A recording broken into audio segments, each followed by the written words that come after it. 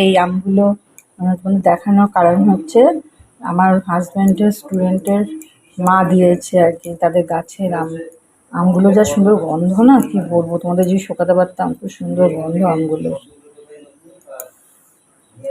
চলো আর কিছু বাজার এসছে ঘরে, সেগুলো তোমাদের দেখিয়ে দিই।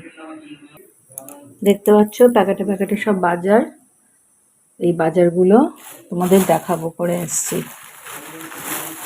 এর মধ্যে আছে ঠাসা পুঁই শাক, কদিনের পুঁই শাক হবে কে জানে, বেশ অনেক দিনের পুঁই শাক হবে এটা।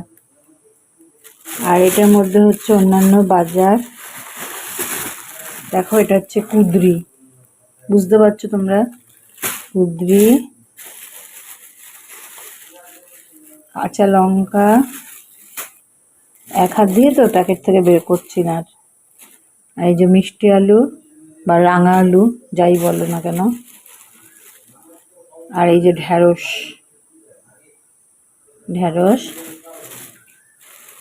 আর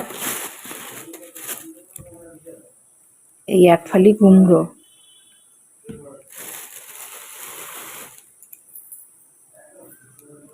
আর এসছে শুকনো বাজার, দেখিয়ে দিই তোমাদের, সব ডাল আর ডাল।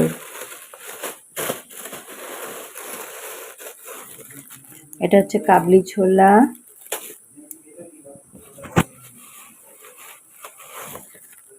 এটা হচ্ছে ছোলার ডাল,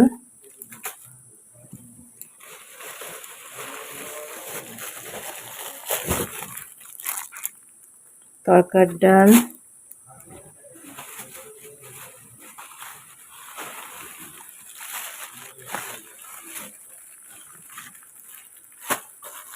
আর এই হচ্ছে গোটা মটর, মটর তো গোটাই হয়, যাই হোক মটর। এই সব বাজার ছিল, বুঝেছো। এবার বাজারগুলো গুছিয়ে রেখে দিই সব। আর শাকটা তো কাটবো, এতটা শাক আমি কি করে রাখবো সেটাই ভাবার। আমার হাজব্যান্ডকে আর কিছু আনতে বললে এত এত আনে না, মানে আমার বিরক্ত লাগে এক সময়। কী করবো, চলো ওগুলো কাটি, পুঁই শাকটা কেটে গুছিয়ে কিছুটা রেখে দিই আর কিছুটা করবো আজকে। চলো এখন আজকে ঢ্যাঁড়স ভাজা করেছি, আর তারপরে করলাম, ঠিক আছে, পুঁই শাক করেছি, আর এখানে ভোলা ভেটকি ভাজা বসিয়েছি, এটা দিয়ে আলু দিয়ে পাতলা ঝোল করবো।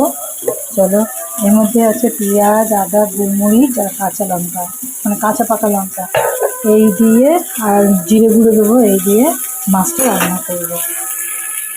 দুপুর বন্ধুরা, চলো আজকে রান্নাগুলো দেখিয়ে দিই। এই দেখো, এটা হচ্ছে ঢ্যাঁড়স ভাজা, এই পুঁই শাক, আর এখানে রয়েছে মাছ, আর এখানে ডাল। এই হচ্ছে আজকে রান্না।